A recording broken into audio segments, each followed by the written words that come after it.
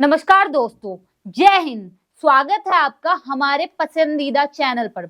उत्तर प्रदेश पर का वो राज्य है जिसके बारे में कहा जाता है कि यहाँ चुनाव विकास पर नहीं बल्कि जाति के गणित पर लड़े जाते हैं। जहाँ पुलिस थाने में घुसते ही सबसे पहले नाम के बाद जाति पूछी जाती है, लेकिन आज इतिहास बदल चुका है।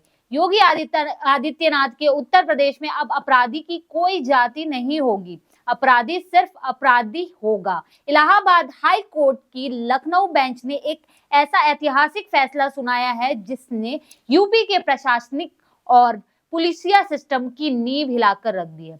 जी हाँ, अब उत्तर प्रदेश में एफआईआर हो, गिरफ्तारी की मेमो हो या फिर बरामदगी की लिस्ट, किसी भी पुलिस रिकॉर्ड में किसी व्यक्ति की जाति यानी कास्ट का जिक्र नहीं किया जाएगा। ये सिर्फ एक अदालती आदेश नहीं है, यह उन मानसिकता पर चोट है जो अंग्रेजों के जमाने से चली आ रही थी। आखिर क्या है पूरा मामला, हम आपको विस्तार से बताते हैं। कोर्ट ने पुलिस को क्या फटकार लगाई है और योगी सरकार इस पर कैसे एक्शन ले रही है। आज के इस वीडियो में हम इस मुद्दे पर चर्चा करेंगे और विश्लेषण करेंगे। अगर आप भी मानते हैं कि अपराध की कोई जाति नहीं होती तो कमेंट बॉक्स में जय हिंद जरूर लिखें। वीडियो को लाइक करें। चलिए शुरू करते हैं विस्तार से। सबसे पहले समझते हैं कि आखिर हुआ क्या है। मामला इलाहाबाद हाई कोर्ट की लखनऊ बेंच के सामने आया। दरअसल एक जनहित याचिका पीआईएल को कुछ पुराने मामलों की सुनवाई के दौरान कोर्ट ने पाया कि यूपी पुलिस आज भी लकीर को की फकीर बनी हुई है। जस्टिस राजेश सिंह राम, ये याद रखिए, जस्टिस राजेश सिंह बेंच ने एक बहुत ही सख्त टिप्पणी की थी। उन्होंने साफ शब्दों में कहा कि पुलिस को किसी भी आरोपी, पीड़िता या गवाह की जाति का उल्लेख सरकारी दस्तावेजों में करने का कोई अधिकार नहीं है। कोर्ट ने कहा कि हम 21वीं सदी में जी रहे हैं, हम डिजिटल इंडिया और न्यू इंडिया की बात करते हैं, लेकिन हमारे पुलिस रिकॉर्ड आज भी औपनिवेशिक काल यानी कि अंग्रेजों के जमाने की मानसिकता को दर्शा रहे हैं। कोर्ट ने आदेश दिया कि तत्काल प्रभाव से एफआईआर, अरेस्ट मेमो और रिकवरी मेमो में जाति के कॉलम को हटा दिया जाए और उसे खाली छोड़ दिया जाए। अब आप सोच रहे होंगे कि ये मुद्दा अचानक क्यों उठा। दरअसल कोर्ट ने देखा कि पुलिस वाले अपनी अदालत से मजबूर होकर हर जगह जाति लिख देते हैं। कोर्ट ने माना था कि जाति का उल्लेख करना संविधान के अनुच्छेद 15 के खिलाफ हो सकता है, जो किसी भी नागरिक के साथ जाति के आधार पर भेदभाव को रोकता है। एक अपराधी की पहचान उसके गुनाह से होनी चाहिए, उसकी जाति से नहीं। लेकिन दोस्तों, यहाँ एक बहुत महत्वपूर्ण पेच भी है जिसे समझना जरूरी है, वरना अधूरी जानकारी खतरनाक हो सकती है। कोर्ट ने ब्लैंकेट बैन यानी पूर्ण प्रतिबंध लगाया है, लेकिन एक विशेष परिस्थितियों को छोड़कर। वह परिस्थिति क्या है? वह है SC/ST एक्ट और जनजाति अत्याचार निवारण अधिनियम। कोर्ट ने स्पष्ट किया है कि अगर मामला SC/ST एक्ट के तहत दर्ज किया जाता है, जहां कानून यह बताना जरूरी है कि पीड़ित किस वर्ग से है और आरोपी किस वर्ग से है, केवल और केवल उन्हीं मामलों में जाति का उल्लेख किया जा सकता है। उसके अलावा अगर कोई सामान्य चोरी का केस, मारपीट का केस या कोई अन्य आईपीसी की धारा है तो पंडित, यादव, ठाकुर, जाट या दलित लिखने की कोई जरूरत नहीं है। यह पुलिस की कार्यप्रणाली में एक बहुत बड़ा रिफॉर्म संबंधित होगा। अब जरा इसके पीछे की वजह और इसके समाज पर पड़ने वाले असर का विश्लेषण करते हैं। देखिए, उत्तर प्रदेश की राजनीति और प्रशासन में जाति एक दीमक की तरह लगी हुई है। कई बार ऐसा देखा गया है कि थाने में जाने पर पुलिस वाले का व्यवहार सामने वाले की जाति देखकर बदल जाता है। अगर अपराधी अपनी ही जाति का है तो थोड़ी नरमी और दूसरी जाति का है तो ज्यादा सख्ती। यह एक कड़वा सच है जिसे हम सब जानते हैं। एफआईआर में जाति लिखे जाने में क्यों होता था? जब मामले में कोर्ट में जाता था तो मीडिया भी आता था, पूरा नैरेटिव जाति के शिफ्ट हो जाता था। फला जाति के गुंडे हैं, ये कर दिया, फला जाति के साथ अन्याय हुआ है, इसमें अपराध गौड़ हो जाता है। गौड़ आप समझते होंगे, जाति संघर्ष शुरू भी हो जाता है इधर। आप लोगों ने देखा भी होगा।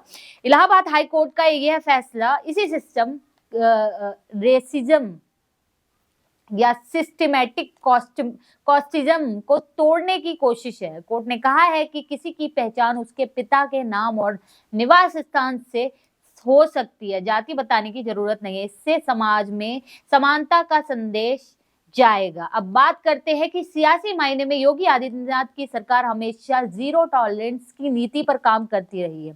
सीएम योगी पर कई बार मंचों से कह चुके हैं कि अपराधी की कोई जाति नहीं होती, उसका स्थान या तो जेल में है या फिर जानते हैं क्या कहना चाह रहे हैं, उन्होंने साफ शब्दों में बताया है। विपक्ष खासकर समाजवादी पार्टी और कांग्रेस हमेशा से पीडीओ और जातीय जनगणना का मुद्दा उठाते रहे हैं। उनका पूरा राजनीतिक मॉडल जाति के समीकरण को साधने पर टिका है। ऐसे में हाई कोर्ट का यह आदेश और योगी सरकार द्वारा इसे लागू करना विपक्ष की जाति वाली राजनीति पर करारा तमाचा भी हो सकता है। ये जब सरकारी कागजों की में जाति हटेगी तो धीरे धीरे यह मानसिकता अधिकारियों के दिमाग से भी हटेगी।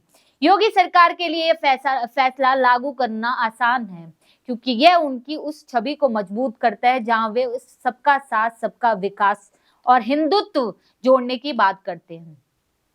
आपने देखा भी होगा, कई मंचों से उन्होंने कहा भी है। लेकिन दोस्तों, आदेश देना आसान है, उसे जमीन पर उतरना उतना ही मुश्किल है। यूपी पुलिस जो दशकों से पुरानी लकीर पीट रही है, क्या वह उतनी जल्दी बदल पाएगी? लेकिन कानूनी जानकारों का कहना है कि इसके लिए पुलिस को बार बार कहा गया और उसकी विशेष ट्रेनिंग भी देनी होगी। अभी भी थानों में मुंशी और दरोगा जब रिपोर्ट लिखते हैं तो उनकी कलम आप जाति पूछने के लिए रुक जाती है। इस बदलने के लिए डीजीपी मुख्यालय ने सख्त सर्कुलर जारी रखा है। हमें यह भी देखना होगा कि यह फैसला केवल कागजों पर सीमित है या वास्तव में इसका पालन होगा, क्योंकि कोर्ट ने चेतावनी दी है कि अगर आप पुलिस रिकॉर्ड में जाति देखेंगे तो इससे संबंधित अधिकारी पर कार्रवाई हो सकती है। अंत में हम यही कहेंगे कि इलाहाबाद हाई कोर्ट का यह फैसला एक प्रगतिशील कदम है। यह फैसला हमें याद दिलाता है कि हम एक आधुनिक भारत में रह रहे हैं जहां किसी भी योग्यता और उसके कर्म मायने रखते हैं, ना कि यह कि उसने किस कुल में जन्म लिया है। यह लड़ाई लंबी है, सिर्फ कागजों से जाति हटाने में दिमाग में जाति नहीं हटेगी, लेकिन शुरुआत तो यहीं से करनी होगी और यूपी से हुई यह शुरुआत पूरे देश के लिए नजीर बन सकती है। आप लोग बताइए कि क्या आपको लगता है एफआईआर से जाति हटने से पुलिस के रवैया बदलेगा? क्या योगी सरकार को इसे और सख्ती से लागू करना चाहिए? अपनी राय कमेंट बॉक्स में खुल कर दे और हमें कमेंट में बताएं। हम कमेंट पढ़ते भी हैं और आपका जवाब भी देते हैं। इस वीडियो में इतना ही, शेयर करें। ये जानकारी यूपी के हर नागरिक और पुलिस थाने तक पहुंच जानी चाहिए। सच के साथ खड़े रहने के लिए चैनल को अभी सब्सक्राइब करें और बेल आइकॉन को दबाएं। और मैं आपकी फ्रेंड श्वेता मिश्रा। जय हिंद, जय भारत। नमस्कार दोस्तों, आप सभी को ओनली न्यूज परिवार की तरफ से मकर संक्रांति की हार्दिक शुभकामनाएं।